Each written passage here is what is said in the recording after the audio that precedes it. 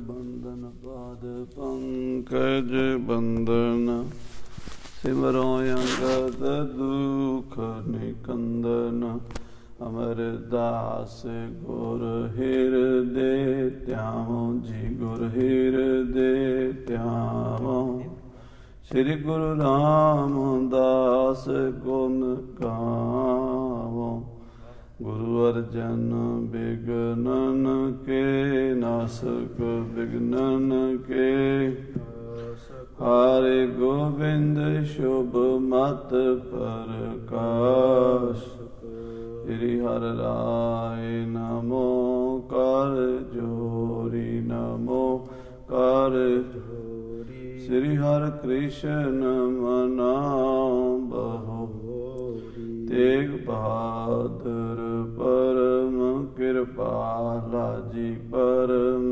कृपाला श्री गुरु गोबिंद सिंह बिसार तारों तारा पर पुन पुन सीसा वाहिगुरु पुन पुन सीसा बंदों बारे बारे जगदीसा एक अंकारा सतगुरु ते प्रसाद सच होए वाहिगुरु जी की फतेह है विघ्न विनाशन सोए कहाँ बुद्ध प्रभ तुच्छ हमारी बरन सके महिमा जो तिहारी हम ना सकत कर सिफत तुम्हारी आप लिहो तुम कथा हम ना सकत कर सिफत तुम्हारी आप लिहो तुम कथा सुधारी। सतनाम श्री वाहिगुरु साहिब जीओ दोहरा इमलर दार्श को बहो चित मह करियो विचार कूर पदार्थ हेत मैं क्या क्या किए उपचार। वाहिगुरु जी का खालसा वाहिगुरु जी की फतेह। ਸਨਪਰਮ ਸਨਮਾਨਯੋਗ ਗੁਰੂ ਖਾਲਸਾ ਸਾਧ ਸੰਗਤ ਜੀ, ਸਤਿਗੁਰਾਂ ਦੀ ਪਵਿੱਤਰ ਪਾਵਨ ਹਜ਼ੂਰੀ 'ਚ ਸੰਧਿਆ ਦੇ ਦੀਵਾਨ ਸਜੇ। ਆਪ ਜੀ ਨੇ ਗੁਰਬਾਣੀ ਦਾ ਕੀਰਤਨ ਸਰਵਣ ਕੀਤਾ ਹੈ। ਨਿਤਨੇਮ ਦੀ ਬਾਣੀ ਸ੍ਰੀ ਰਹਿਰਾਸ ਸਾਹਿਬ ਜੀ ਦੇ ਪਾਠ ਸਰਵਣ ਕੀਤੇ ਹਨ। ਆਰਤੀ ਆਰਤੇ ਦੇ ਕੀਰਤਨ ਦਾ ਆਨੰਦ ਮਾਣਿਆ ਹੈ। ਆਓ ਹੁਣ ਗੁਰੂ ਮਹਾਰਾਜ ਗੁਰੂ ਹਰਿਰਾਏ ਸਾਹਿਬ ਜੀ ਦੇ ਸਮੇਂ ਦਾ ਜੋ ਇਤਿਹਾਸ ਚੱਲ ਰਿਹਾ ਹੈ। ਦਾਰਾ ਸ਼ਿਕੋ ਬਾਦਸ਼ਾਹ ਔਰੰਗਜ਼ੇਬ ਦੇ ਨਾਲ ਲੜਿਆ ਪਰ ਹਾਰ ਗਿਆ। ਅਸਲ ਵਿੱਚ ਹਿੰਦੁਸਤਾਨ ਦੇ ਤਖਤ 'ਤੇ ਬੈਠਣ ਦਾ ਹੱਕਦਾਰ ਦਾਰਾ ਸ਼ਿਕੋ ਸੀ। ਸ਼ਾਹਜਹਾਨ ਦਾ ਵੱਡਾ ਪੁੱਤਰ ਸੀ ਔਰ ਦਾਰੇ ਨੂੰ ਹੀ ਹਿੰਦੁਸਤਾਨ ਦਾ ਵਲੀਅਹਿਦ ਸ਼ਾਹਜਹਾਨ ਨੇ ਨਿਯਤ ਕੀਤਾ ਸੀ। ਪਰ ਪ੍ਰਲਬਧ ਦੇ ਮੁਤਾਬਕ ਜੋ ਵਾਹਿਗੁਰੂ ਨੂੰ ਮਨਜ਼ੂਰ ਹੁੰਦਾ ਹੈ ਉਹੀ ਕੁਛ ਹੁੰਦਾ ਹੈ। ਦਾਰਾ ਸ਼ਿਕੋ ਦੀ ਬਿਰਤੀ ਸੰਤਾਂ ਭਗਤਾਂ ਵਾਲੀ ਸੀ। ਰਾਜਨੀਤੀ ਤੋਂ ਕੋਹਾਂ ਦੂਰ ਸੀ। ਪਿਤਾ ਦਾ ਕਹਿਣਾ ਮੰਨ ਕੇ ਜ਼ਿੰਮੇਵਾਰੀ ਸੰਭਾਲੀ ਸੀ। ਪਰ ਲੜਨ ਭਿੜਨਾ, ਰਾਜ ਕਰਨਾ, ਰਾਜ ਦੀਆਂ ਕੂਟਨੀਤੀਆਂ ਵਰਤਣੀਆਂ, ਇਹ ਗੱਲਾਂ ਉਹ ਨਹੀਂ ਸੀ ਜਾਣਦਾ। ਔਰੰਗਜ਼ੇਬ ਇਹ ਸਾਰੇ ਛਲ ਫਰੇਬ, ਝੂਠ ਕਪਟ, ਬੇਈਮਾਨੀ, ਧੋਖਾਧੜੀ ਸਭ ਕੁਝ ਜਾਣਦਾ ਸੀ। ਇਸ ਕਰਕੇ ਔਰੰਗਜ਼ੇਬ ਤਖਤ ਦਾ ਮਾਲਕ ਬਣ ਗਿਆ ਔਰ ਦਾਰਾ ਸ਼ਿਕੋ ਫਕੀਰ ਬਣਿਆ। ਪਹਿਲਾਂ ਤਾਂ ਉਸਨੇ ਜੰਗ ਲੜਿਆ ਗੁਜਰਾਤ ਦੀ ਧਰਤੀ 'ਤੇ। ਪਹਿਲਾਂ ਉਹ ਪੰਜਾਬ ਵੱਲ ਗਿਆ। ਲਾਹੌਰ ਗੋਇੰਦਵਾਲ ਸਾਹਿਬ ਵਿਖੇ ਗੁਰੂ ਮਹਾਰਾਜ ਗੁਰੂ ਹਰਿਰਾਏ ਸਾਹਿਬ ਜੀ ਨੇ ਉਸ ਨੂੰ ਦਰਿਆ ਪਾਰ ਕਰਵਾ ਕੇ ਔਰੰਗਜ਼ੇਬ ਦੀਆਂ ਫੌਜਾਂ ਇੱਕ ਦਿਨ ਤੱਕ ਰੋਕ ਕੇ ਰੱਖੀਆਂ। ਉੱਥੋਂ ਫਿਰ ਉਹ ਲਾਹੌਰ ਅਤੇ ਲਾਹੌਰ ਤੋਂ ਮੁਲਤਾਨ, ਮੁਲਤਾਨ ਤੋਂ ਠੱਠੇ ਪੱਖਰ ਹੁੰਦਾ ਹੋਇਆ ਕਰਾਚੀ ਵਾਲੇ ਪਾਸੇ ਨੂੰ ਨਿਕਲ ਗਿਆ। ਉੱਧਰੋਂ ਸਿੰਧ ਵਾਲੇ ਬੰਨਿਓ ਹੋ ਕੇ ਉਹ ਗੁਜਰਾਤ, ਅਹਿਮਦਾਬਾਦ ਜੋ ਹਿੰਦੁਸਤਾਨ ਦਾ ਇੱਕ ਸੂਬਾ ਹੈ ਅੱਜ ਵੀ, ਗੁਜਰਾਤ ਵੱਲ ਆ ਗਿਆ। ਗੁਜਰਾਤ ਦੇ ਇਲਾਕੇ ਵਿੱਚ ਆ ਕੇ ਵੀ ਉਸ ਨੂੰ ਸਾਧ ਸੰਗਤ ਜੀ ਉੱਥੇ ਕਾਮਯਾਬੀ ਨਹੀਂ ਮਿਲੀ ਕਿਉਂਕਿ ਲੜਾਈ ਵਿੱਚ ਉਹ ਹਾਰ ਗਿਆ। ਸਾਰੀਆਂ ਫੌਜਾਂ ਤਿਆਗ ਕੇ ਆਪਣੇ ਮਦਦਗਾਰਾਂ 'ਚ ਆਪਣਾ ਧਨ ਦੌਲਤ ਵੰਡ ਕੇ ਫਕੀਰ ਬਣ ਗਿਆ। ਅੱਜ ਇਹ ਕਥਾ ਆਪ ਜੀ ਸਰਵਣ ਕਰੋ। ਮਨ ਬਿਰਤੀਆਂ ਗੁਰੂ ਸਤਵੇਂ ਪਾਤਸ਼ਾਹ ਦੇ ਚਰਨਾਂ 'ਚ ਜੋੜੀਏ ਕਿਉਂਕਿ ਸਤਿਗੁਰੂ ਸਤਵੇਂ ਪਾਤਸ਼ਾਹ ਜੀ ਦੀ ਕਥਾ ਚੱਲ ਰਹੀ ਸੀ। ਇਹ ਤਾਂ ਗੁਰੂ ਸਾਹਿਬ ਦੇ ਇਤਿਹਾਸ ਨਾਲ ਸੰਬੰਧਿਤ ਹੋਣ ਕਰਕੇ, ਕਿਉਂਕਿ ਦਾਰਾ ਸ਼ਿਕੋਹ ਦੀ ਮਦਦ ਕਰਨ ਕਰਕੇ ਹੀ ਔਰੰਗਜ਼ੇਬ ਗੁਰੂ ਘਰ ਦਾ ਪੱਕਾ ਵੈਰੀ ਬਣ ਗਿਆ। ਮੁਤੱਸਬੀ ਸੀ, ਕੱਟੜ ਆਦਮੀ ਸੀ, ਧਰਮ ਨੂੰ ਰਾਜਨੀਤੀ ਵਾਸਤੇ ਵਰਤਣਾ ਚਾਹੁੰਦਾ ਸੀ।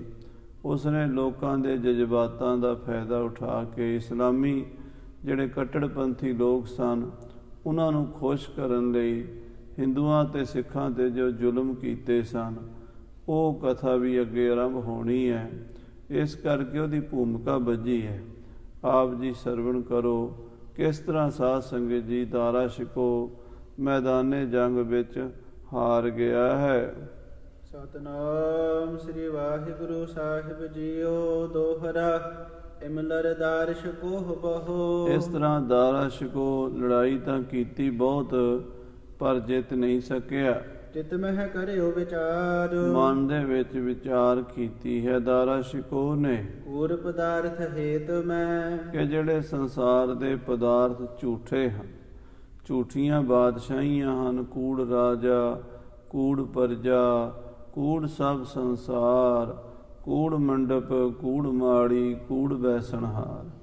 ਮਨ 'ਚ ਸੋਚ ਵਿਚਾਰ ਕੀਤੀ ਕਿ ਮੈਂ ਇੰਨੇ ਸਾਲ ਝੂਠੇ ਪਦਾਰਥਾਂ ਦੇ ਵਾਸਤੇ ਹੀ ਖਰਚ ਕਰ ਦਿੱਤੇ ਹਨ। ਕਿਆ ਕਿਆ ਕੀ ਉਪਚਾਰ। ਮੈਂ ਝੂਠਾ ਰਾਜ ਲੈਣ ਵਾਸਤੇ ਕਿਹੜਾ ਕਿਹੜਾ ਉਪਚਾਰ ਨਹੀਂ ਕੀਤਾ, ਕਿਹੜਾ ਕਿਹੜਾ ਹੀਲਾ ਨਹੀਂ ਕੀਤਾ, ਸਾਰੇ ਹੀ ਯਤਨ ਕੀਤੇ ਹਨ। ਚੌਪਈ ਨੀਕੇ ਹੈ ਇਨ ਕੋ ਹਿਤ ਤਿਆਗਨ। ਚੰਗਾ ਤਾਂ ਇਹੀ ਹੈ ਵੀ ਇਹਨਾਂ ਪਦਾਰਥਾਂ ਦਾ ਮੋਹ ਤਿਆਗ ਦੇਈਏ। ਇਹ ਚੰਗੀ ਗੱਲ ਹੈ, ਕਿਉਂਕਿ ਇਹ ਸੰਸਾਰ ਦੇ ਪਦਾਰਥ ਕਿਸੇ ਨੂੰ ਸੁੱਖ ਨਹੀਂ ਦਿੰਦੇ। ਇਹ ਰਾਜ ਭਾਗ, ਸੋਨਾ ਚਾਂਦੀ, ਹੀਰੇ ਮੋਤੀ, ਫੌਜਾਂ, ਲਾਓ ਲਸ਼ਕਰ, ਇਹ ਸਾਰੀਆਂ ਦੁਨਿਆਵੀ ਵਡਿਆਈਆਂ ਤਿਆਗਣੀਆਂ ਹੀ ਠੀਕ ਹਨ। ਬੁਰੋ ਬਹੁਤ ਜਤ ਜਤਨ ਅਰਾਧਨ। ਕਹਿੰਦੇ ਇਸ ਦੀ ਆਰਾਧਨਾ ਕਰਨੀ, ਇਸ ਰਾਜ ਭਾਗ ਨੂੰ ਹਰ ਵੇਲੇ ਚੇਤੇ ਕਰਦੇ ਰਹਿਣਾ, ਇਹਦੇ ਵਾਸਤੇ ਯਤਨ ਕਰਦੇ ਰਹਿਣਾ, ਇਹ ਬੁਰਾ ਹੈ, ਕਿਉਂਕਿ ਇਹਦੇ ਵਿੱਚੋਂ ਕਦੀ ਕਿਸੇ ਨੂੰ ਸੁੱਖ ਮਿਲਿਆ ਨਹੀਂ। ਪਰਮਾਤਮਾ ਦੇ ਨਾਮ ਤੋਂ ਬਿਨਾਂ ਸੰਸਾਰ ਦੇ ਕਿਸੇ ਵੀ ਪਦਾਰਥ ਵਿੱਚ ਸੁੱਖ ਨਹੀਂ ਹੈ। ਕਰੇ ਉਪਾਵ ਹਾਥ ਨਹਿ ਆਵ ਹੈ। ਬੜੇ ਉਪਾਅ ਕਰਕੇ ਇਹ ਰਾਜ ਮਿਲਦਾ ਹੈ ਤੇ ਕਈਆਂ ਦੇ ਨਹੀਂ ਹੱਥ ਆਉਂਦਾ। ਮੇਰੀ ਕਿਸਮਤ 'ਚ ਰਾਜ ਨਹੀਂ ਹੈ, ਇੰਨੇ ਹੀਲੇ ਕਰਕੇ ਵੀ ਮੇਰੇ ਹੱਥ ਨਹੀਂ ਆਇਆ। ਪਰਾ ਲਬਦ ਪਰ ਮਨ ਸੋ ਟਿਕਾਵ ਹੈ। ਆਪਣੀ ਮਨ ਦੀ ਬਿਰਤੀ ਪਰਾ ਲਬਦ ਤੇ ਟਿਕਾ ਲੈਣੀ ਚਾਹੀਦੀ ਹੈ। ਜੋ ਮੇਰੇ ਕਰਮਾਂ ਵਿੱਚ ਹੈ ਉਹੀ ਮੈਨੂੰ ਮਿਲਣਾ ਹੈ। ਬਿਨਾਂ ਪਰਾ ਲਬਦ ਦੇ, ਜੇ ਪਰਾ ਲਬਦ 'ਚ ਰਾਜ ਲਿਖਿਆ ਹੀ ਕੋਈ ਨਹੀਂ, ਫਿਰ ਮੈਂ ਐਵੇਂ ਕਿਉਂ ਯਤਨ ਕਰੀ ਜਾਵਾਂ। ਜੇ ਮੇਰੇ ਕਰਮਾਂ 'ਚ ਰਾਜ ਲਿਖਿਆ ਹੈ ਤਾਂ ਮੈਨੂੰ ਮਿਲ ਜਾਣਾ ਹੈ, ਜੇ ਨਹੀਂ ਲਿਖਿਆ ਨਹੀਂ ਮਿਲਣਾ। ਜੋ ਕੁਛ ਵੀ ਇਸ ਸੰਸਾਰ 'ਚ ਮਿਲਦਾ ਹੈ ਉਹ ਪਰਾਲਬਧ ਕਰਮਾਂ ਅਨੁਸਾਰ ਹੀ ਮਿਲਦਾ ਹੈ। ਸਤ ਆਤਮਾ ਕਰੋ ਵਿਚਾਰਨ। ਚੰਗਾ ਹੁੰਦਾ ਕਿ ਮੈਂ ਆਪਣੀ ਆਤਮਾ ਦਾ ਵਿਚਾਰ ਕਰਦਾ, ਹੁਣ ਵੀ ਮੈਂ ਇਹੀ ਕੰਮ ਕਰ ਲਵਾਂ। ਆਤਮਾ ਹੀ ਸੱਚੀ ਹੈ, ਸਦਾ ਰਹਿਣ ਵਾਲੀ ਹੈ, ਨਾ ਜੰਮਦੀ ਹੈ, ਨਾ ਮਰਦੀ ਹੈ, ਨਾ ਆਉਂਦੀ ਹੈ, ਨਾ ਜਾਂਦੀ ਹੈ। ਨਾ ਉਹ ਬੂਢਾ, ਨਾ ਉਹ ਬਾਲਾ, ਨਾ ਉਸ ਦੁੱਖ ਨਹੀਂ ਜਮ ਜਾਲਾ, ਨਾ ਉਹ ਬੜੈ ਨਾ ਘਟਦਾ ਜਾਏ, ਉਹ ਅਬਿਨਾਸੀ ਰਿਹਾ ਸਮਾਏ।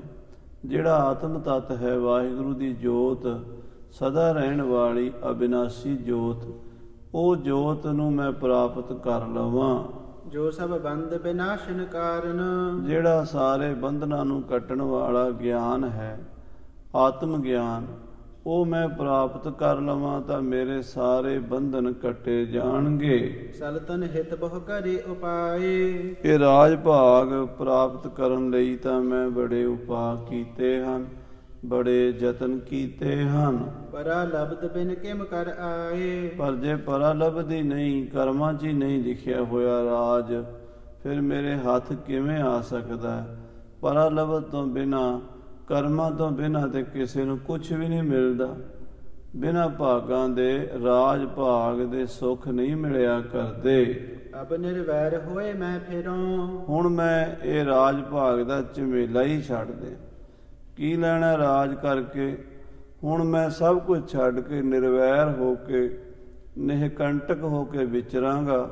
ਜਿਵੇਂ ਇੱਕ ਫਕੀਰ, ਇੱਕ ਸੰਨਿਆਸੀ, ਇੱਕ ਬਿਰਕਤ ਮਹਾਤਮਾ ਸਾਧੂ ਵਿਚਰਦੇ ਨੇ, ਇੱਦਾਂ ਮੈਂ ਸਾਧ ਬਣ ਕੇ ਆਪਣੀ ਜ਼ਿੰਦਗੀ ਦੇ ਬਾਕੀ ਦਿਨ ਪਰਮਾਤਮਾ ਦੇ ਚਿੰਤਨ ਵਿੱਚ ਲਾਵਾਂਗਾ। ਕਹਿ ਗਿਰ ਮੈਂ ਬਸ ਤਪ ਕੋ ਕਰਾਂ। ਜਾਂ ਮੈਂ ਪਹਾੜਾਂ ਵਿੱਚ ਚਲਾ ਜਾਵਾਂਗਾ, ਪਹਾੜਾਂ ਦੀਆਂ ਗੁਫਾਵਾਂ ਵਿੱਚ ਰਹਿ ਕੇ ਤਪ ਕਰਾਂਗਾ, ਬੰਦਗੀ ਕਰਾਂਗਾ। ਇਮ ਨਿਸ਼ਚੈ ਕਰ ਸਭ ਕਿਛ ਤਿਆਗਾ। ਇਸ ਤਰ੍ਹਾਂ ਦਾ ਨਿਸ਼ਚਾ ਕਰਕੇ ਸਾਰਾ ਕੁਝ ਹੀ ਛੱਡ ਦਿੱਤਾ ਹੈ। ਲਸ਼ਕਰ ਜਿਤਕ ਹੁਤੋ ਸੰਗ ਲਾਗਾ। ਜਿੰਨਾ ਕੁ ਲਾਓ ਲਸ਼ਕਰ ਕੋਲ ਸੀ ਉਹ ਸਾਰਾ ਹੀ ਤਿਆਗ ਕੇ ਸਭ ਹਿਨ ਕੋ ਦੈ ਮੁਕਤਾ ਹੀਰ। ਆਪਣੇ ਅਫਸਰਾਂ ਨੂੰ ਬੁਲਾਇਆ, ਆਪਣੇ ਖਜ਼ਾਨੇ ਦੇ ਬੂਹੇ ਖੋਲ ਦਿੱਤੇ। ਕਹਿਣ ਲੱਗਾ, ਲਓ ਜੋ ਕੁਛ ਵੀ ਹੈ ਨਾ ਤੁਸੀਂ ਚੁੱਕ ਲਵੋ, ਹੁਣ ਮੇਰੇ ਕੰਮ ਦਾ ਨਹੀਂ ਰਹਿ ਗਿਆ। ਸੋਨਾ ਚਾਂਦੀ ਮੋਤੀ ਹੀਰੇ ਸਾਰੇ ਅਫਸਰਾਂ 'ਚ ਵੰਡ ਦਿੱਤੇ ਹਨ।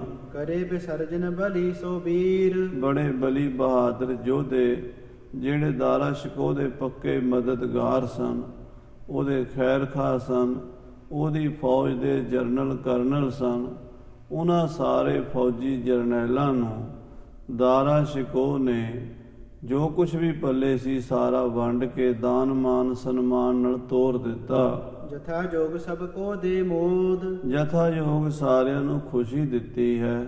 ਜਾਓ ਭਾਈ, ਆਪਣੇ ਆਪਣੇ ਇਲਾਕਿਆਂ ਨੂੰ ਆਪਣੇ ਆਪਣੇ ਬੱਚਿਆਂ ਪਰਿਵਾਰਾਂ ਕੋਲ ਜਾ ਕੇ ਰਹੋ।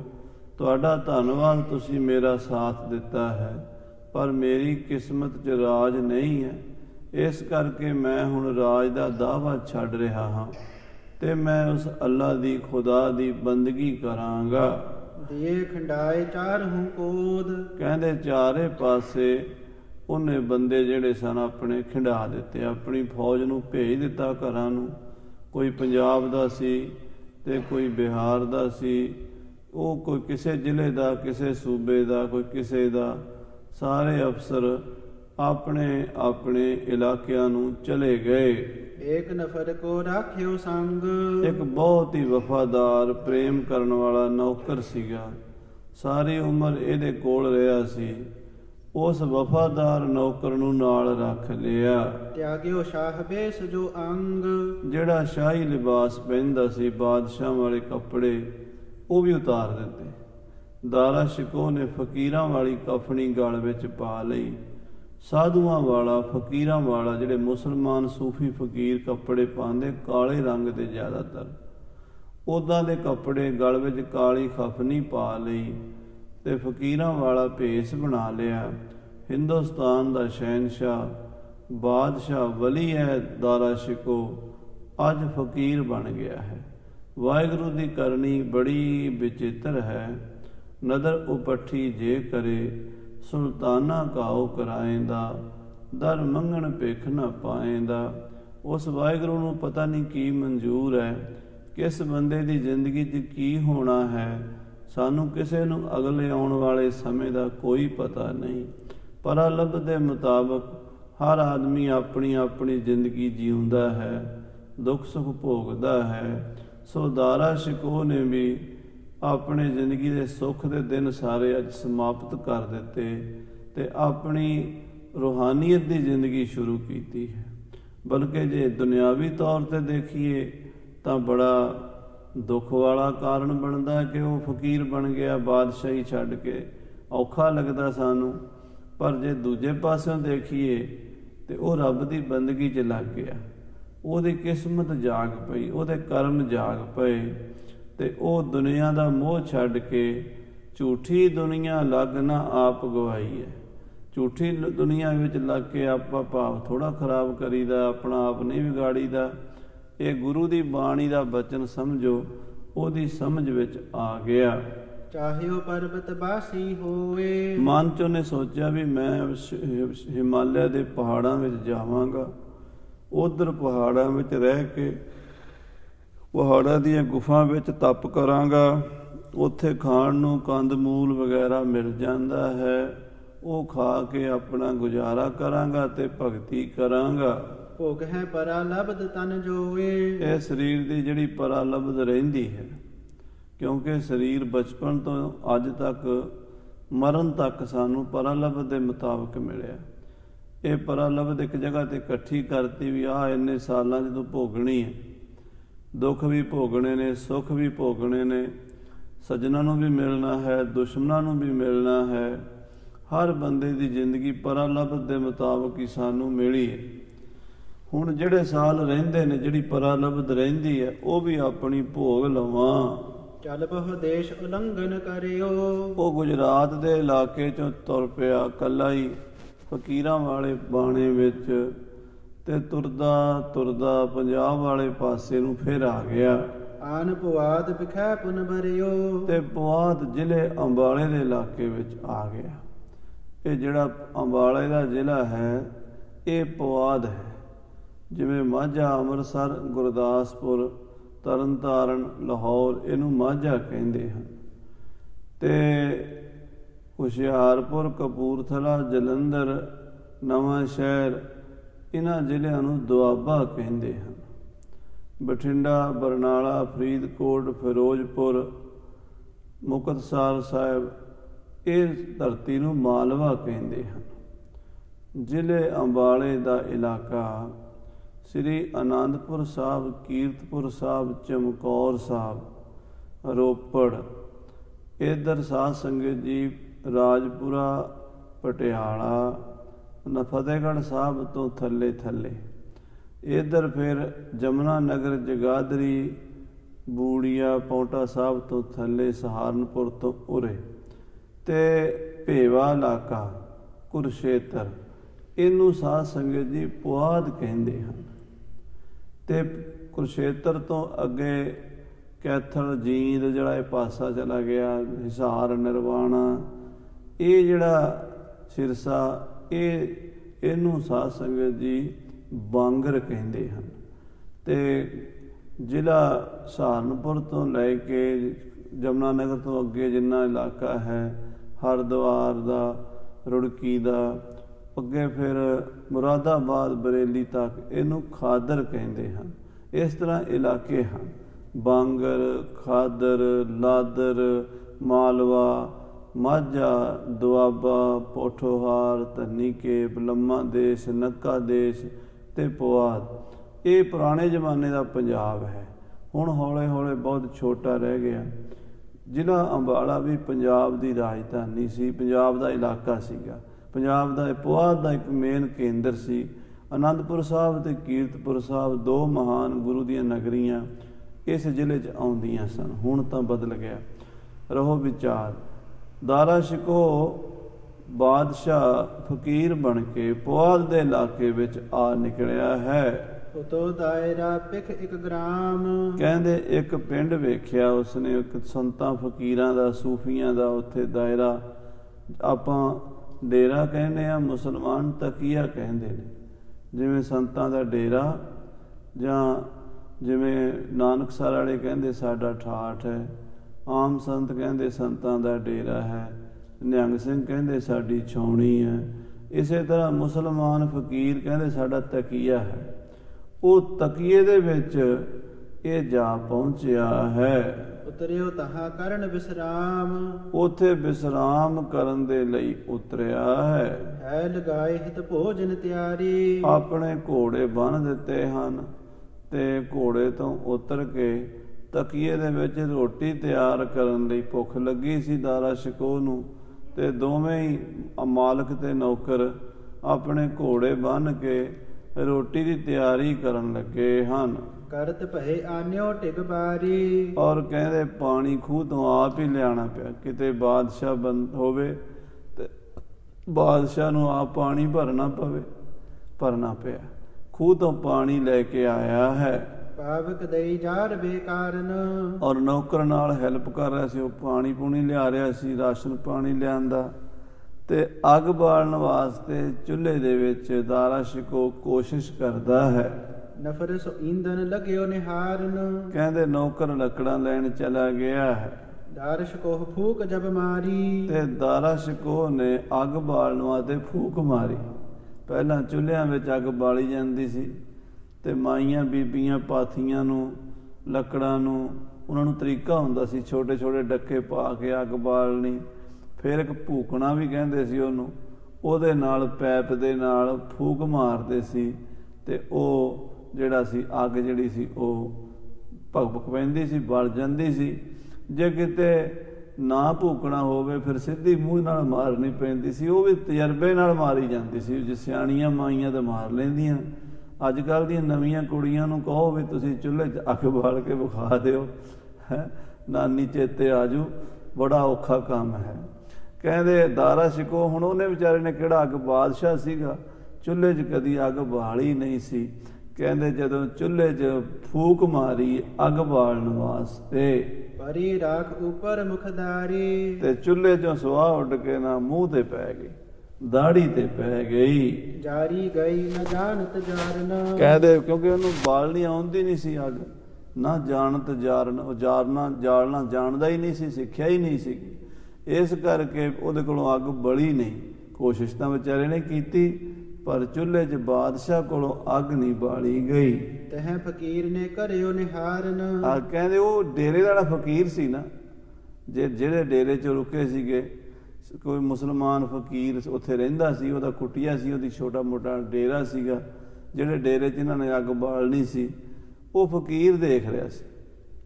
ਉਹ ਫਕੀਰਾਂ ਦੀ ਵੀ ਬੜੀ ਨਿਗਾਹ ਤੇਜ਼ ਹੁੰਦੀ ਹੈ। ਉਹ ਲੱਗਦੇ ਤਾਂ ਰਮਲੇ ਝਮਲੇ ਜਿਹੇ ਹੈ ਪਰ ਅੰਦਰ ਤਾਂ ਉਹਨਾਂ ਨੂੰ ਗਿਆਨ ਤਾਂ ਹੁੰਦਾ, ਬਹੁਤ ਦੁਨਿਆਵੀ ਗਿਆਨ ਨਾਲੋਂ ਤਾਂ ਫਕੀਰ ਬਹੁਤ ਅੱਗੇ ਹੁੰਦੇ ਨੇ। ਉਹਨੇ ਦੇਖਿਆ ਵੀ ਬੰਦਾ ਜਿਹੜਾ ਇਹ ਆਇਆ ਸਾਡੇ ਡੇਰੇ ਵਿੱਚ, ਇਹ ਕੋਈ ਆਮ ਬੰਦਾ ਨਹੀਂ। ਸ਼ਕਲ ਸੂਰਤ ਬੜੀ ਸੋਹਣੀ ਸੀ, ਬਾਦਸ਼ਾਹ ਦਾ ਪੁੱਤਰ ਸੀ, ਜਹਾਂਗੀਰ ਦਾ ਪੋਤਾ, ਸ਼ਾਹਜਹਾਨ ਦਾ ਪੁੱਤਰ, ਅਕਬਰ ਦਾ ਪੜਪੋਤਾ। ਖਾਨਦਾਨੀ ਅਮੀਰ ਲੋਕ, ਬਾਦਸ਼ਾਹ ਲੋਕ ਸੁੰਦਰ ਵੀ ਬੜੇ ਹੁੰਦੇ ਆ। ਉਹਨੇ ਨੈਣ ਨਕਸ਼ੇ ਵੇਖੇ ਤੇ ਉਹਦਾ ਤੌਰ ਤਰੀਕਾ ਵੇਖਿਆ। ਹਾਂਜੀ, ਅਤਿਸ਼ੈ ਭਗਵਾਨ ਨਰ ਕੋਈ। ਉਹਨੇ ਵੇਖਿਆ ਇਹ ਬੰਦਾ ਬਹੁਤ ਵੱਡਾ ਹੈ, ਕੋਈ ਬਹੁਤ ਭਾਗਾਂ ਵਾਲਾ, ਕੋਈ ਕਰਮਾਂ ਵਾਲਾ, ਕੋਈ ਤਗੜੇ ਘਰ ਦਾ ਬੱਚਾ ਹੈ। ਦੀਰਘ ਮਸਤਕ ਦੀਪਤ ਜੋਈ। ਮੱਥਾ ਚੌੜਾ ਹੈ, ਮੱਥਾ ਚਮਕਦਾ ਹੈ, ਲਿਸ਼ਕਦਾ ਹੈ। ਮੱਥੇ ਦਾ ਪ੍ਰਤਾਪ ਦੱਸਦਾ ਵੀ ਕੋਈ ਸਧਾਰਨ ਵਿਅਕਤੀ ਨਹੀਂ ਹੈ ਇਹ ਬੱਚਾ। ਹਾਂਜੀ, ਦੇਖਤ ਜਾਣਿਓ ਜਾਏ ਸੁਸ਼ੀਲਾ। ਸੁਸ਼ੀਲ ਸੁਭਾਅ ਹੈ, ਬੋਲ ਚਾਲ ਤੋਂ, ਖਲੋਣ ਤੋਂ, ਬਹਿਣ ਤੋਂ, ਉਹਦੇ ਵਿਹਾਰ ਤੋਂ ਦਿਖ ਰਿਹਾ ਹੈ ਵੀ ਬੰਦਾ ਕੋਈ ਚੰਗੇ ਘਰ ਦਾ, ਅਮੀਰ ਘਰ ਦਾ ਹੈ, ਪੜ੍ਹਿਆ ਲਿਖਿਆ ਹੈ, ਸਮਝਦਾਰ ਵਿਅਕਤੀ ਹੈ। ਰੂਪ ਛਬੀਲਾ ਹਿਰਦਾ ਗਹੀਲਾ। ਰੂਪ ਬੜਾ ਸੋਹਣਾ ਸੁਨੱਖਾ ਹੈ, ਰੂਪ ਛਬੀਲਾ ਹੈ ਤੇ ਗੁਣਾਂ ਦੇ ਵਿੱਚ ਬੜਾ ਗੈਰ ਗੰਭੀਰ ਜਾਪਦਾ ਹੈ ਬੰਦਾ। ਇਤਨੇ ਵਿਖੇ ਨਫਰ ਸੋ ਆਵਾ। ਅਜੇ ਫਕੀਰ ਅੰਦਰੋਂ ਬੈਠਾ ਦੇਖ ਰਿਹਾ ਸੀ ਤੇ ਇਹ ਵਿਚਾਰਾ ਚੁੱਲ੍ਹੇ 'ਚ ਫੂਕਾ ਮਾਰ ਰਿਹਾ ਸੀ, ਅੱਗ ਬਾਲਣੀ ਸੀ ਰਹੀ। ਉਹ ਦੇਖ ਰਿਹਾ ਸੀ ਵੀ ਇਹ ਬੰਦਾ ਕੋਈ ਮਾਮੂਲੀ ਨਹੀਂ ਹੈ। ਜੇ ਮਾਮੂਲੀ ਹੁੰਦਾ, ਘਰਾਂ ਵਿੱਚ ਰਹਿੰਦਾ, ਛੋਟੇ ਘਰਾਂ ਵਿੱਚ, ਤੇ ਅੱਗ ਬਾਲਣੀ ਆਮ ਸਿੱਖੀ ਹੁੰਦੀ ਹੈ। ਇਹ ਲੱਗਦਾ ਉਸ ਘਰ 'ਚ ਰਿਹਾ ਜਿੱਥੇ ਕਦੀ ਇਹਨੂੰ ਅੱਗ ਬਾਲਣ ਦੀ ਲੋੜ ਨਹੀਂ ਪਈ, ਇਹਨੇ ਸਿੱਖੀ ਨਹੀਂ। ਇਹ ਅਜੇ ਅੰਦਾਜ਼ਾ ਲਾ ਰਿਹਾ ਸੀ ਫਕੀਰ, ਤੇ ਇਹ ਵਿਚਾਰਾ ਬਾਦਸ਼ਾਹ ਦਾਰਾ ਸ਼ਿਕੋਹ ਚੁੱਲ੍ਹੇ 'ਚ ਫੂਕਾ ਮਾਰ ਰਿਹਾ ਸੀ। ਇਤਨੇ ਨੂੰ ਉਹ ਜਿਹੜਾ ਨੌਕਰ ਸੀਗਾ, ਲੱਕੜਾਂ ਲੈਣ ਗਿਆ, ਉਹ ਆ ਗਿਆ। ਪਸਮ ਸ਼ਮਸ ਪਰ ਭਿਖ ਮੁਰਝਾਵਾ। ਉਹਨੇ ਆਪਣੇ ਮਾਲਕ, ਆਪਣੇ ਬਾਦਸ਼ਾਹ ਦੇ ਚਿਹਰੇ ਤੇ ਸੁਆਹ ਵੇਖੀ।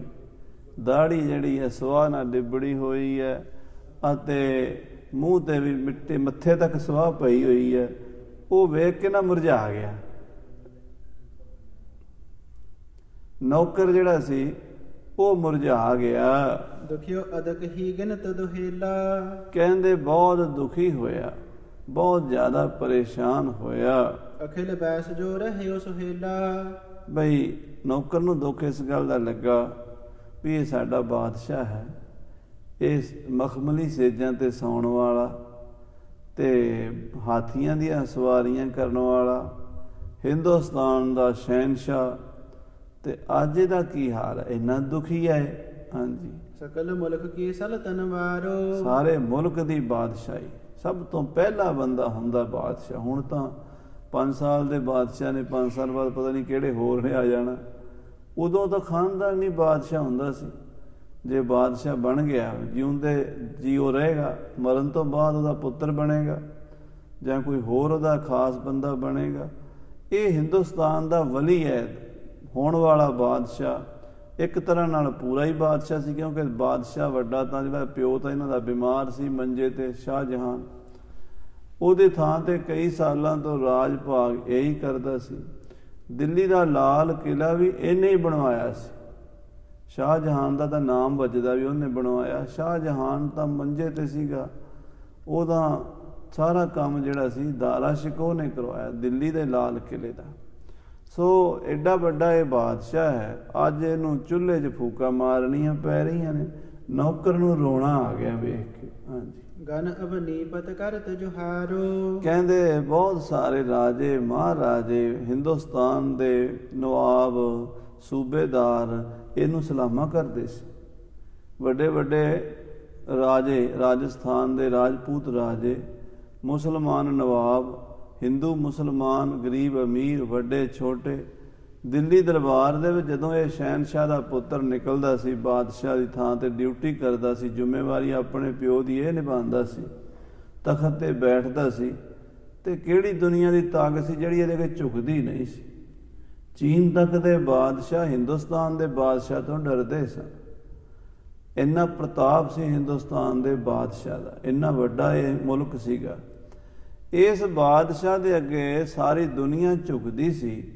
ਅੱਜ ਵਿਚਾਰਾ ਚੁੱਲ੍ਹੇ 'ਚ ਫੂਕਾਂ ਮਾਰ ਰਿਹਾ ਹੈ, ਤੇ ਚੁੱਲ੍ਹੇ ਦੀ ਨਿਗੁਣੀ ਸਵਾਹ ਉੱਡ ਉੱਡ ਕੇ ਇਹਦੇ ਮੂੰਹ ਤੇ ਪੈ ਰਹੀ ਹੈ। ਜਹ ਕਹ ਹੁਕਮ ਜਾਹੇ ਕੋ ਮਾਨੈ। ਜਿਹਦਾ ਹੁਕਮ ਜਿੱਥੇ ਕਿੱਥੇ ਹਰ ਕੋਈ ਮੰਨਦਾ ਸੀ। ਕਹਿ ਕਹਾ ਲਗ ਮਹਿਦ ਮਹਾਨੈ। ਕਿੱਥੋਂ ਤੱਕ ਕਹੀਏ, ਬੜਾ ਮਹਾਨ ਇਹ ਬਾਦਸ਼ਾਹ ਸੀ। ਸੋ ਏਕਾਕੀ ਪਾਵਕ ਜਾਰਤ।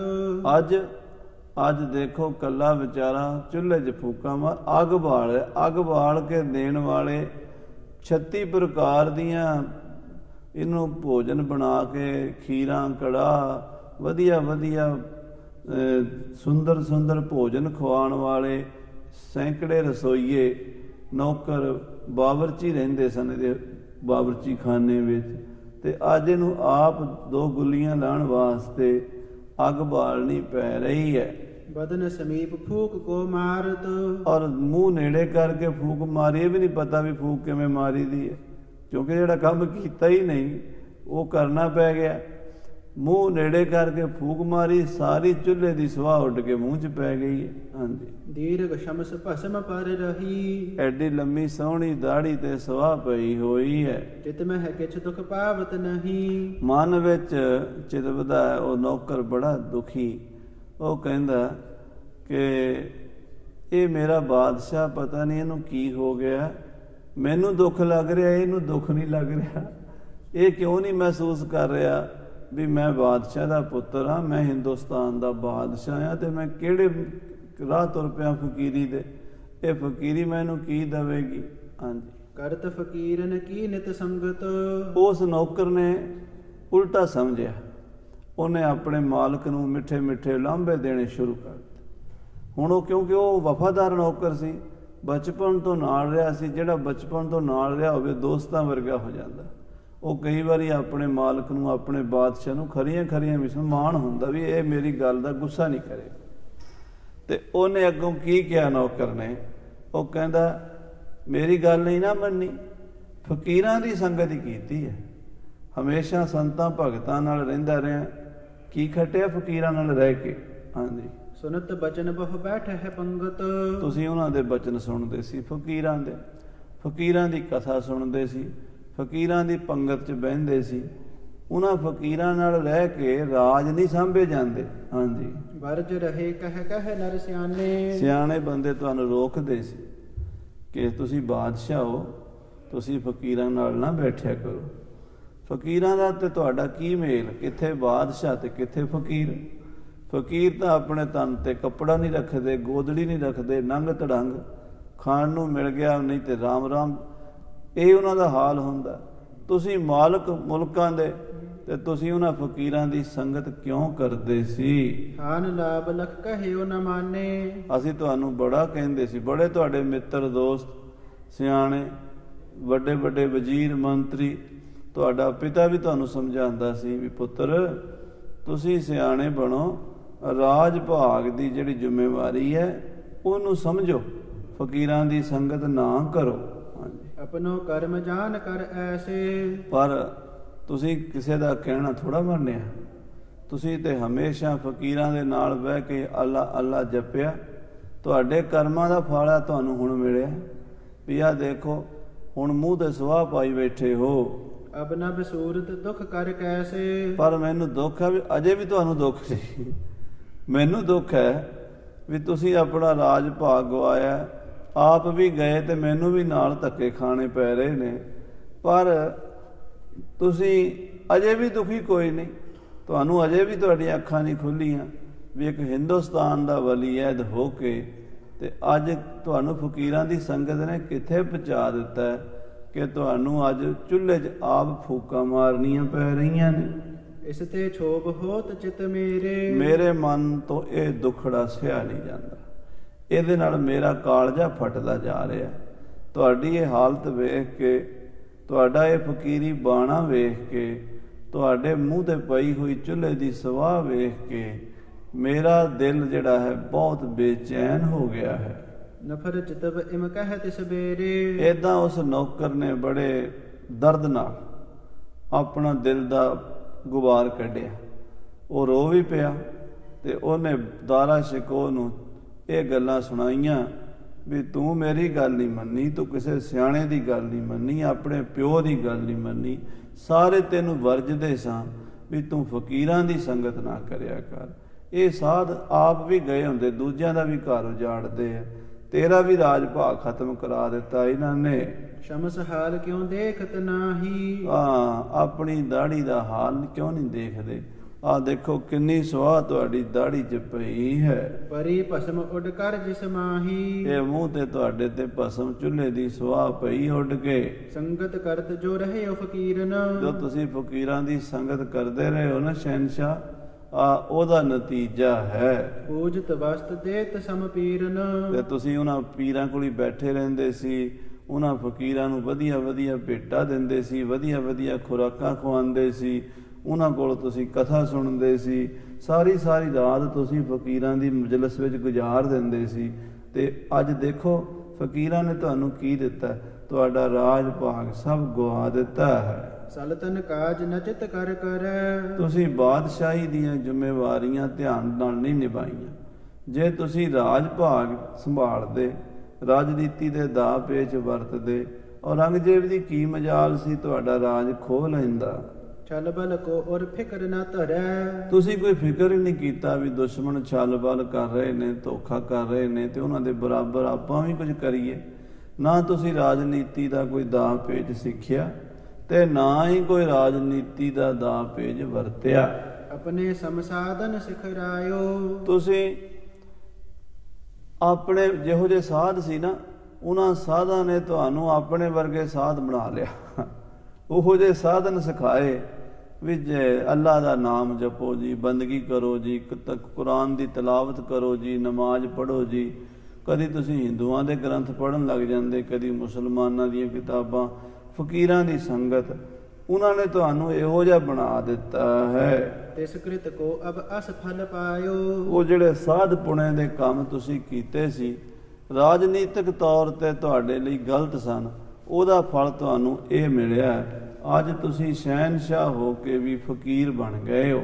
ਸੀਖ ਦੇਤ ਸਗਰੇ ਹਿਤਕਾਰੀ। ਤੁਹਾਡੇ ਮਿੱਤਰ ਦੋਸਤ ਤੁਹਾਨੂੰ ਚੰਗੀ ਸਿੱਖਿਆ ਦਿੰਦੇ ਸਨ। ਮੈਂ ਤਬ ਕਹਿਤ ਰਹਿਓ ਬਹੁ ਬਾਰੀ। ਮੈਂ ਤੇ ਬੜੀ ਵਾਰ ਤੁਹਾਨੂੰ ਕਹਿ ਰਿਹਾ ਸੀ ਵੀ ਤੁਸੀਂ ਇਹ ਫਕੀਰਾਂ ਦੀ ਸੰਗਤ ਨਾ ਕਰਿਆ ਕਰੋ। ਤੇ ਤੁਸੀਂ ਠੀਕ ਹੈ ਸਵੇਰੇ ਸ਼ਾਮ ਅੱਲਾ ਨੂੰ ਯਾਦ ਕਰ ਲਓ, ਬੜਾ ਕਦੀ ਕੁਰਾਨ ਪੜ੍ਹਨੀ ਪੜ੍ਹ ਲਓ, ਪਰ ਹਰ ਵੇਲੇ ਤਾਂ ਨਹੀਂ ਨਾ। ਹਰ ਵੇਲੇ ਤਾਂ ਅੱਲਾ ਦਾ ਜ਼ਿਕਰ ਰਾਜਿਆਂ ਨੂੰ ਸ਼ੋਭਦਾ ਨਹੀਂ। ਫਕੀਰਾਂ ਦਾ ਕੰਮ ਹੈ, ਫਕੀਰ ਕਰੀ ਜਾਣ। ਤੁਸੀਂ ਤਾਂ ਰਾਜੇ ਹੋ। ਹਾਂਜੀ, ਸੁਨ ਕਹਿ ਨਹੀਂ ਏਕ ਕੀ ਮਾਨੀ। ਤੁਸੀਂ ਕਿਸੇ ਦੀ ਨਹੀਂ ਮੰਨੀ, ਇੱਕ ਦੀ ਵੀ ਨਹੀਂ ਮੰਨੀ। ਸਾਰੇ ਤੁਹਾਨੂੰ ਕਹਿੰਦੇ, ਤੁਹਾਡਾ ਪਿਓ ਵੀ ਕਹਿੰਦਾ ਸੀ, ਤੁਹਾਡੇ ਭਾਈ ਵੀ ਕਹਿੰਦੇ ਸੀ, ਤੁਹਾਡੇ ਮਿੱਤਰ ਵੀ ਕਹਿੰਦੇ ਸੀ, ਤੁਹਾਡੇ ਜਿਹੜੇ ਖੈਰ ਖਾ ਲੋਕ ਸਨ ਸਾਰੇ ਹੀ ਕਹਿੰਦੇ ਸੀ ਤੁਸੀਂ ਕਿਸੇ ਦੀ ਨਹੀਂ ਮੰਨੀ, ਮੇਰੀ ਵੀ ਨਹੀਂ ਮੰਨੀ। ਸਹੁ ਕਸ਼ਟ ਆਪ ਦਾ ਮਹਾਨੀ। ਹੁਣ ਤੁਸੀਂ ਕਸ਼ਟ ਸਹੁ ਵੇਖੋ, ਆਪਣੇ ਹੱਥੀਂ ਜਿਹੜੀਆਂ ਗੰਢਾਂ ਦਿੱਤੀਆਂ ਹੁੰਦੀਆਂ ਮੂੰਹ ਨਾ ਖੋਲਣੀਆਂ ਪੈਂਦੀਆਂ। ਹੁਣ ਪੈ ਗਈ ਮੁਸੀਬਤ, ਹੁਣ ਚੁੱਲ੍ਹਿਆਂ 'ਚ ਫੂਕਾਂ ਮਾਰੀ ਜਾਂਦੇ ਹੋ, ਆਪ ਵੀ ਗਏ, ਮੈਨੂੰ ਵੀ ਨਾਲ ਰੋੜਿਆ ਹੈ। ਸੁਨ ਕੈ ਦਾਰਿਸ਼ ਕੋਹ ਸੁਜਾਨਾ। ਦਾਰਾ ਸ਼ਿਕੋ ਨੇ ਆਪਣੇ ਨੌਕਰ ਦਾ ਹੌਕਾ ਸੁਣਿਆ, ਉਹਦੇ ਨਿਹੋਰੇ, ਉਹਦੇ ਦੁੱਖ ਭਰੇ ਬਚਨ ਸੁਣੇ, ਫੇਰ ਨਫਰ ਕੋ ਝਿਰਕਨ ਠਾਨਾ। ਤੇ ਆਪਣੇ ਨੌਕਰ ਦੀਆਂ ਗੱਲਾਂ ਸੁਣ ਕੇ ਉਹਨੂੰ ਝਿੜਕ ਕੇ ਕਹਿਣ ਲੱਗਾ, ਸੁਨ ਮੂਰਖ ਤੈਂ ਕੁਛ ਨਾ ਜਾਣੀ। ਓਏ ਮੂਰਖਾ, ਤੈਨੂੰ ਨਹੀਂ ਸਮਝਣਾ ਗੱਲਾਂ ਦੀ, ਤੂੰ ਇਹਨਾਂ ਗੱਲਾਂ ਨੂੰ ਕੀ ਜਾਣੇਗਾ। ਮਹਿਮਾ ਜੋ ਸਤਸੰਗ ਮਹਾਨੀ। ਜੋ ਸਤਸੰਗ ਦੀ ਮਹਿਮਾ ਹੈ ਉਹ ਤੈਨੂੰ ਨਹੀਂ ਪਤਾ। ਜੋ ਸਤਸੰਗ ਵਿੱਚੋਂ, ਫਕੀਰਾਂ ਦੀ ਸੰਗਤ ਵਿੱਚੋਂ, ਅੱਲਾ ਦੇ ਪਿਆਰਿਆਂ ਦੀ ਸੰਗਤ ਵਿੱਚੋਂ ਮੈਨੂੰ ਮਿਲਿਆ ਹੈ, ਉਹਨੂੰ ਤੂੰ ਕੀ ਜਾਣਦਾ ਹੈ। ਦੇਖੋ ਗੁਣ ਮੁਝ ਕੋ ਜਿਮ ਭਇਓ। ਦੇਖੋ ਮੈਨੂੰ ਕੀ ਲਾਭ ਹੋਇਆ, ਮੈਨੂੰ ਉਹਨਾਂ ਫਕੀਰਾਂ ਦੀ ਸੰਗਤ 'ਚ ਕੀ ਮਿਲਿਆ ਹੈ, ਉਹ ਤੇਰੀ ਸਮਝ ਹੀ ਨਹੀਂ ਆ ਸਕਦਾ। ਹਾਂਜੀ, ਇਤੋ ਸਮਾਜ ਸਾ ਸਲਤਨ ਗਇਓ। ਤੂੰ ਇਹ ਸੋਚ, ਮੇਰਾ ਐਡਾ ਵੱਡਾ ਰਾਜ, ਐਡਾ ਵੱਡਾ ਪ੍ਰਤਾਪ, ਐਡੀਆਂ ਫੌਜਾਂ ਦਾ ਮੈਂ ਮਾਲਕ, ਮੁਲਕਾਂ ਦਾ ਮੈਂ ਮਾਲਕ, ਸਾਰਾ ਕੁਝ ਚਲਾ ਗਿਆ। ਅੱਜ ਦੇਸ਼ ਕੋਸ਼ ਕੁਛ ਗਿਣਤੀ ਨਾਹੀ। ਮੇਰੇ ਦੇਸ਼ ਦੀ ਗਿਣਤੀ ਨਹੀਂ ਸੀ, ਕਿੰਨੀਆਂ ਰਿਆਸਤਾਂ ਸਨ, ਕਿੰਨੇ ਕਿਲੇ ਸਨ, ਕਿੰਨੀਆਂ ਮੇਰੇ ਕੋਲ ਸੂਬੇਦਾਰੀਆਂ ਮੇਰੇ ਪੈਰਾਂ 'ਚ ਰੁਲਦੀਆਂ ਸੀ। 22 ਸੂਬੇ ਹਿੰਦੁਸਤਾਨ ਦੇ ਮੇਰੇ ਤਾਬੇ ਚੱਲਦੇ ਸੀ। ਖਜ਼ਾਨਿਆਂ ਦੀ ਕੋਸ਼ ਕਿੱਡੇ ਕੁ ਭਰੇ ਪਏ ਸੀ, ਹੀਰਿਆਂ ਮੋਤੀਆਂ ਨਾਲ, ਸੋਨੇ ਚਾਂਦੀ ਨਾਲ, ਮੈਨੂੰ ਆਪ ਨਹੀਂ ਸੀ ਪਤਾ। ਔਰ ਉਸ ਤੋਂ ਬਾਅਦ ਮੇਰੇ ਕੋਲ ਕਿੰਨੀਆਂ ਫੌਜਾਂ ਸੀ, ਕਿੰਨਾ ਧਨ ਸੀ, ਕਿੰਨਾ ਲਾਓ ਲਸ਼ਕਰ ਸੀ, ਕਿੰਨਾ ਅਸਲਾ ਸੀ, ਉਹਦਾ ਕੋਈ ਹਿਸਾਬ ਨਹੀਂ। ਸਭ ਜਗ ਕੀ ਪ੍ਰਿਯਤਾ ਜਿਸ ਮਾਹੀ। ਹਾਂ, ਜਿਹੜੀ ਚੀਜ਼ ਨੂੰ ਸਾਰੀ ਦੁਨੀਆ ਭੱਜੀ ਫਿਰਦੀ ਹੈ, ਧਨ ਦੌਲਤ, ਸੋਨਾ ਚਾਂਦੀ, ਐਸ਼ਵਰਜ, ਸਭ ਮੇਰੇ ਕੋਲ ਸੀ। ਤਿਸ ਤੇ ਮੁਝ ਕੋ ਸ਼ੋਕ ਨਾ ਵਿਆਪਾ। ਉਹ ਸਾਰਾ ਕੁਝ ਚਲਾ ਗਿਆ, ਸਾਰਾ ਕੁਝ ਚਲਾ ਗਿਆ। ਮੈਨੂੰ ਸ਼ੋਕ ਨਹੀਂ ਹੋਇਆ, ਮੈਨੂੰ ਦੁੱਖ ਨਹੀਂ ਹੋਇਆ, ਮੈਨੂੰ ਹੌਕਾ ਵੀ ਨਹੀਂ ਆਇਆ ਵੀ ਹਾਏ ਚਲਾ ਗਿਆ। ਹਾਂਜੀ, ਨਹਿ ਕਿਹ ਸਮੈ ਹਿਰਦੈ ਸੰਤਾਪਾ। ਕਦੀ ਮੇਰੇ ਮਨ 'ਚ ਕਦੀ ਖਿਆਲ ਵੀ ਨਹੀਂ ਆਇਆ ਵੀ ਹੈ ਇਹ ਕੀ ਹੋ ਗਿਆ। ਨਹੀਂ ਤਾਂ ਬੰਦਾ ਛੋਟੀ ਮੋਟੀ ਕੋਈ ਚੀਜ਼ ਗੁੰਮ ਜੇ, ਘਰ ਦੀ ਸੂਈ ਵੀ ਗੁੰਮ ਜੇ, ਤੇ ਉਹਦੀ ਚਿੰਤਾ ਹੋ ਜਾਂਦੀ ਵੀ ਹੈ ਸੂਈ ਗੁੰਮ ਗਈ ਹੈ। ਹਾਲਾਂਕਿ ਕੁਛ ਵੀ ਨਿਕੰਮੀ ਚੀਜ਼ ਹੁੰਦੀ, ਨਿਗੁਣੀ ਚੀਜ਼ ਹੁੰਦੀ ਹੈ, ਪਰ ਉਹ ਨਿਗੁਣੀ ਚੀਜ਼ ਦਾ ਵੀ ਕੁਝ ਮਿੰਟ ਦਾ ਰਹਿੰਦਾ ਵੀ ਮੈਨੂੰ ਦੁਬਾਰਾ ਜਾਣਾ ਪਏਗਾ, ਲਿਆਣੀ ਪਏਗੀ, ਉਹਦੇ ਤੇ ਬੰਦੇ ਦਾ ਦਿਮਾਗ ਘੁੰਮਦਾ। ਜਿਹੜਾ ਸਾਰਾ ਕੁਝ ਹੀ ਚਲਾ ਗਿਆ, ਬਾਦਸ਼ਾਹੀਆਂ ਚਲੀਆਂ ਗਈਆਂ ਨੇ ਤੇ ਮਨ ਵਿੱਚ ਆਨੰਦ ਬਣਿਆ ਹੋਇਆ, ਇਹ ਸਭ ਉਹਨਾਂ ਫਕੀਰਾਂ ਦੀ, ਉਹਨਾਂ ਮਹਾਂਪੁਰਸ਼ਾਂ ਦੀ, ਰੱਬ ਦੇ ਪਿਆਰਿਆਂ ਦੀ, ਅੱਲਾ ਦੇ ਫਕੀਰਾਂ ਦੀ ਕਿਰਪਾ ਹੈ। ਹਾਂਜੀ, ਇੱਕ ਵਿਰਾਟ ਕਾ ਜਾਏ ਗਵਾਈ। ਕਿਸੇ ਦੀ ਇੱਕ ਕੌਡੀ ਗੁਆਚ ਜਾਵੇ, ਤੇ ਸੰਸਰ ਭੀ ਨਹਿ ਦੁਖਦਾਈ। ਉਹਨੂੰ ਜਿੰਨਾ ਕੁ ਦੁੱਖ ਹੁੰਦਾ ਨਾ ਕੌਡੀ ਗੁਆਚਣ ਦਾ, ਮੈਨੂੰ ਉਹਨਾਂ ਵੀ ਨਹੀਂ ਹੈ। ਐਡਾ ਰਾਜ ਭਾਗ ਹਿੰਦੁਸਤਾਨ ਦਾ, 22 ਸੂਬਿਆਂ ਦਾ ਮੈਂ ਮਾਲਕ, ਹਿੰਦੁਸਤਾਨ ਦੇ ਤਖਤ ਦਾ ਮੈਂ ਮਾਲਕ, 10,000 ਵੱਡੀਆਂ ਤੋਪਾਂ ਤੇ 50,000 ਛੋਟੀਆਂ ਤੋਪਾਂ ਦਾ ਮੈਂ ਮਾਲਕ, 22 ਲੱਖ ਫੌਜਾਂ ਦਾ ਮੈਂ ਮਾਲਕ, ਐਡੀਆਂ ਪਾਵਰਾਂ ਦਾ ਮੈਂ ਮਾਲਕ ਹਿੰਦੁਸਤਾਨ ਦਾ। ਅੱਜ ਮੈਂ ਕੁਝ ਵੀ ਨਹੀਂ ਮੇਰੇ ਕੋਲ, ਪਰ ਮੈਂ ਖੁਸ਼ ਹਾਂ ਕਿਉਂਕਿ ਉਹ ਸਭ ਸੁਪਨਾ ਸੀ ਜਿਸ ਨੂੰ ਮੈਂ ਤਿਆਗ ਦਿੱਤਾ ਹੈ। ਹਾਂਜੀ, ਲਾਭ ਹਾਨ ਜਗ ਰਾਜ ਮਹਾਨਾ। ਦੁਨੀਆ ਦਾ ਰਾਜ, ਦੁਨੀਆ ਦੇ ਰਾਜ ਦੀ ਪ੍ਰਾਪਤੀ ਤੇ ਦੁਨੀਆ ਦੇ ਰਾਜ ਦੀ ਹਾਨੀ, ਇਹ ਜੋ ਕੁਛ ਵੀ ਹੈ ਮੇਰੇ ਲਈ ਬਰਾਬਰ ਹੈ। ਜੋ ਨਰ ਦੁੱਖ ਮੈਂ ਦੁੱਖ ਨਹੀਂ ਮਾਨੈ, ਸੁਖ ਸਨੇਹ ਅਰ ਭੈ ਨਹੀਂ ਜਾਕੈ, ਕੰਚਨ ਮਾਟੀ ਮਾਨੈ, ਨੈ ਨਿੰਦਿਆ ਨੈ ਉਸਤਤ ਜਾਕੈ, ਲੋਭ ਮੋਹ ਅਭਿਮਾਨਾ, ਹਰਖ ਸੋਗ ਤੇ ਰਹਿ ਨਿਆਰੋ, ਨਾਹੇ ਮਾਨ ਅਪਮਾਨਾ, ਆਸਾ ਮਨਸਾ ਸਗਲ ਤਿਆਗੈ, ਜਗ ਤੇ ਰਹਿ ਨਿਰਾਸਾ, ਕਾਮ ਕ੍ਰੋਧ ਜੇ ਪਰਸੈ ਨਾਹਨ, ਤੇ ਘਟ ਬ੍ਰਹਮ ਨਿਵਾਸਾ। ਆਪਣੇ ਨੌਕਰ ਨੂੰ ਦਾਰਾ ਸ਼ਿਕੋ ਕਹਿ ਰਿਹਾ, ਕਹਿੰਦਾ ਮੂਰਖਾ ਤੂੰ ਕੀ ਜਾਣੇ ਸਤਸੰਗ ਦਾ ਪ੍ਰਭਾਵ ਕੀ ਹੈ। ਸਤਸੰਗ ਦੇ ਪ੍ਰਭਾਵ ਕਰਕੇ ਮੇਰਾ ਸਭ ਕੁਝ ਗਿਆ, ਪਰ ਮੈਨੂੰ ਦੁੱਖ ਨਹੀਂ ਲੱਗਾ। ਰਹੀ ਮੋਹਿ ਚਿਤ ਪ੍ਰਤੀ ਸਮਾਨਾ। ਮੇਰੇ ਚਿੱਤ ਦੀ ਬਿਰਤੀ ਸਮਾਨ ਹੈ, ਮੈਂ ਆਨੰਦ ਵਿੱਚ ਹਾਂ ਕਿਉਂਕਿ ਮੈਨੂੰ ਸਮਝ ਆ ਚੁੱਕੀ ਸੀ ਇਹ ਰਾਜ ਭਾਗ ਇੱਕ ਸੁਪਨਾ ਹੈ। ਜਿਉਂ ਸੁਪਨਾ ਅਰ ਪੇਖਣਾ, ਐਸੇ ਜਗ ਕੋ ਜਾਨ। ਇਹ ਸੰਤਨ ਕੋ ਅਧਿਕ ਪ੍ਰਤਾਪੂ। ਇਹ ਸਭ ਸੰਤਾਂ ਦੀ ਕਿਰਪਾ ਹੈ, ਇਹ ਮੇਰੀ ਨਹੀਂ, ਇਹ ਅਵਸਥਾ ਮੈਂ ਨਹੀਂ ਬਣਾਈ, ਇਹ ਅਵਸਥਾ ਮੈਨੂੰ ਮਹਾਂਪੁਰਸ਼ਾਂ, ਭਗਤਾਂ, ਸੰਤਾਂ, ਬ੍ਰਹਮ ਗਿਆਨੀਆਂ ਦੀ ਸੰਗਤ 'ਚੋਂ ਮਿਲੀ ਹੈ। ਹਰਖ ਨ ਸ਼ੋਕ ਮੋਹਿ ਜਿਤ ਵਿਆਪੂ। ਜਿਹੜੇ ਉਸ ਪਰਮੇਸ਼ਰ ਦੇ ਪਿਆਰੇ, ਉਹਨਾਂ ਦੀ ਕਿਰਪਾ ਮੇਰੇ ਤੇ ਹੋਈ ਹੈ ਕਿ ਅੱਜ ਮੇਰੇ ਮਨ ਨੂੰ ਨਾ ਹਰਖ ਹੈ ਨਾ ਸ਼ੋਕ ਹੈ, ਨਾ ਖੁਸ਼ੀ ਹੈ ਨਾ ਗਮੀ ਹੈ। ਮੈਂ ਦੋਵਾਂ ਤੋਂ ਵੱਖਰਾ ਹੋ ਚੁੱਕਾ ਹਾਂ।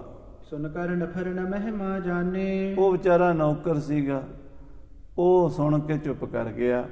ਉਹਨੂੰ ਕੀ ਪਤਾ ਸੀ ਕਿ ਇਹਦੇ ਅੰਦਰ ਦਾ ਆਨੰਦ ਕੀ ਹੈ। ਬ੍ਰਹਮ ਗਿਆਨੀ ਕੀ ਗਤ ਬ੍ਰਹਮ ਗਿਆਨੀ ਜਾਣੈ। ਦੂਜਾ ਕੀ ਪਤਾ ਵੀ ਉਹਦੇ ਅੰਦਰ ਕੀ ਅਵਸਥਾ ਚੱਲ ਰਹੀ ਹੈ, ਕੀ ਆਨੰਦ ਹੈ। ਇਸ ਕਰਕੇ ਜੋ ਦਾਰਾ ਸ਼ਿਕੋ ਨੇ ਕਿਹਾ ਸ਼ਾਇਦ ਉਸ ਨੌਕਰ ਨੂੰ ਸਮਝ ਨਹੀਂ ਆਇਆ।